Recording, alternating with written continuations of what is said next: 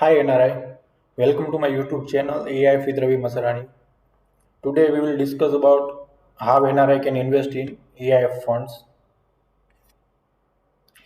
इस पार्ट में हम समझेंगे who can invest in AIF funds, how to invest, document checklist and taxation part for NRI, जिससे आपको क्लैरिटी मिले।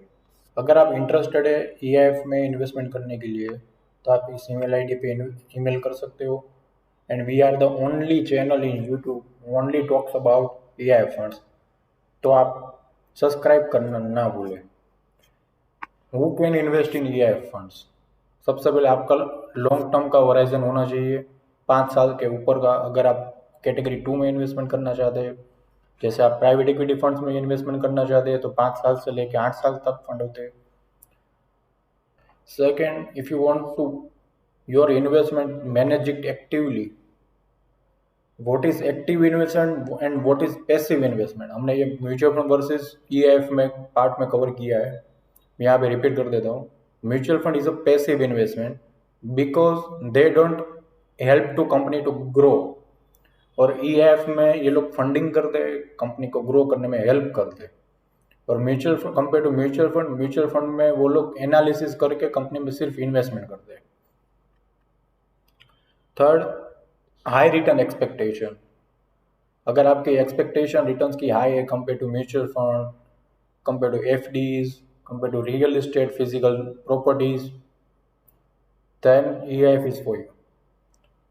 बट इसमें रिस्क भी है। First risk is higher ticket size, minimum ticket size is 1 CR।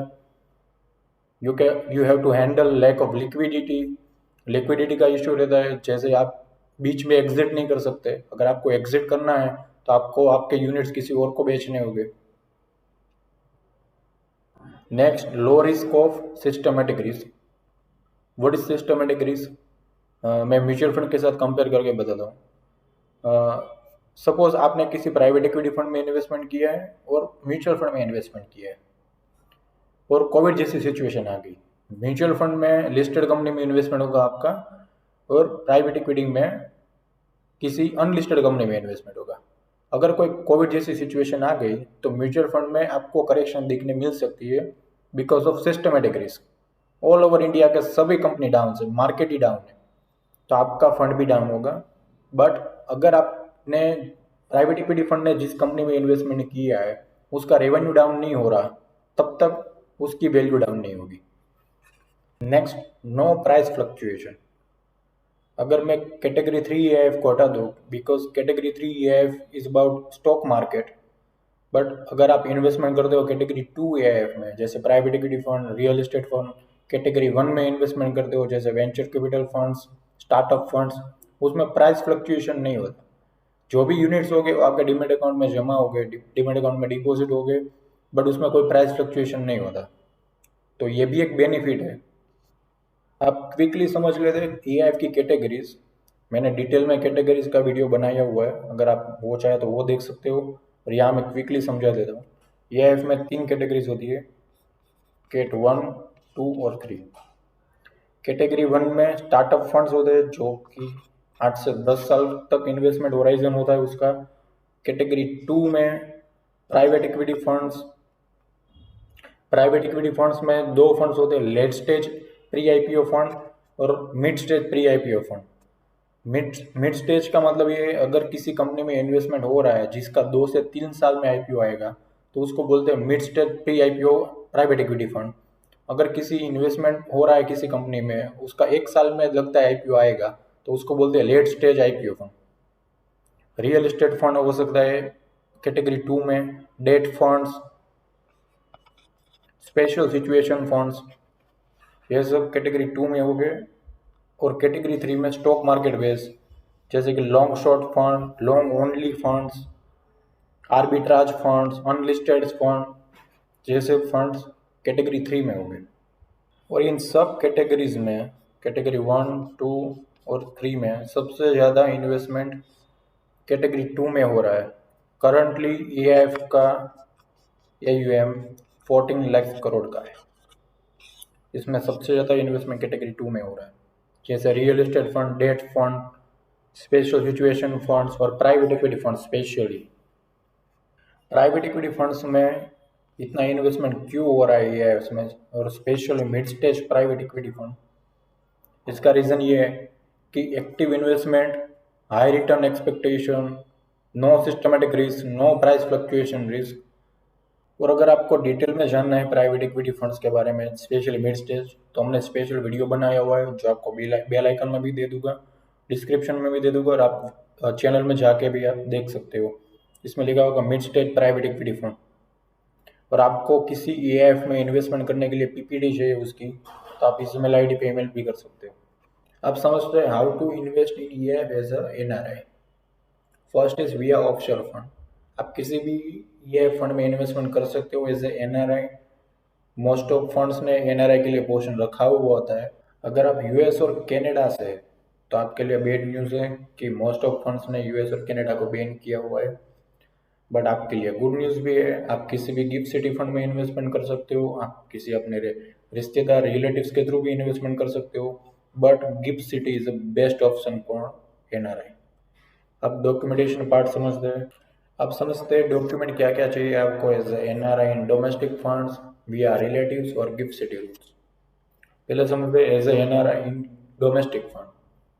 आपको चाहिए इंडियन और foreign passport जो भी आपके पास हो, पैन और आधार, NRE account, foreign address proof, demat account master copy, OCI और PIO कार्ड अगर आप फॉरेन पासपोर्ट होल्डर है, नॉमिनी प्रूफ, डिक्लेरेशन फॉर्म्स और पासपोर्ट फोटो। जो भी डॉक्यूमेंट चेकलिस्ट है वो आपको विया कुरियर आपको भेजने साइन करके। नेक्स्ट इज विया रिलेटिव्स। अगर आप किसी US या तो कनाडा में हैं तो आप अपने रिलेटिव्स के थ्रू भी इन्वेस्टमेंट कर सकते हो। अगर आपकी होम कंट्री में टैक्स ज़्यादा है कंपेयर टू इंडिया तो भी आप अपने रिलेटिव्स के थ्रू इन्वेस्टमेंट कर सकते हो। आपको एज अ गिफ्ट पैसा भेजना है और एज अ गिफ्ट आपको पैसा वापस ले लेना है। उसमें चाहिए पैन कार्ड और Aadhaar card, demat account master copy, bank proof, contact information, nominee PAN card और फोटोग्राफ। अब समझते हैं गिफ्ट सिटी में इन्वेस्टमेंट करने के लिए आपको क्या क्या डॉक्यूमेंट चाहिए। And B focus guys, this is the best route for NRIs। और अगर आपको स्क्रीनशॉट लेना तो स्क्रीनशॉट भी ले लीजिए डॉक्यूमेंट लिस्ट का। फर्स्ट इज पासपोर्ट, फॉरेन या तो इंडियन जो भी हो आपके पास।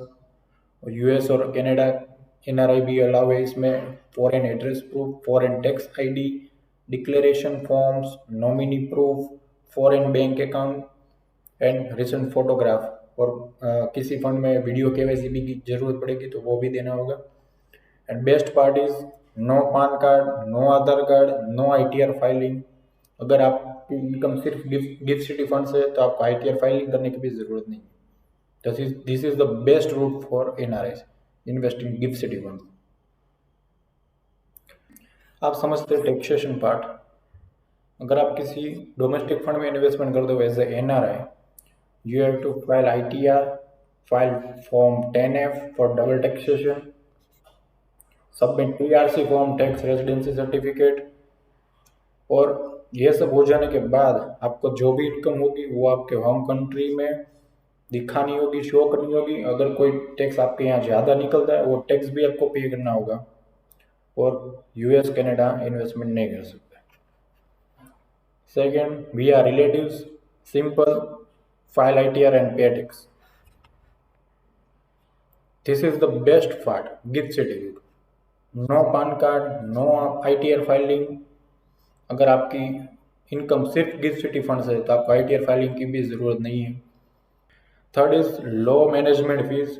गवर्नमेंट ने GST वेव ऑफ करके रखा है गिफ्ट सिटी में, तो आपको GST पे नहीं करना है मैनेजमेंट फीस में, तो आपका एक्सपेंस रेशियो भी कम हो जाएगा।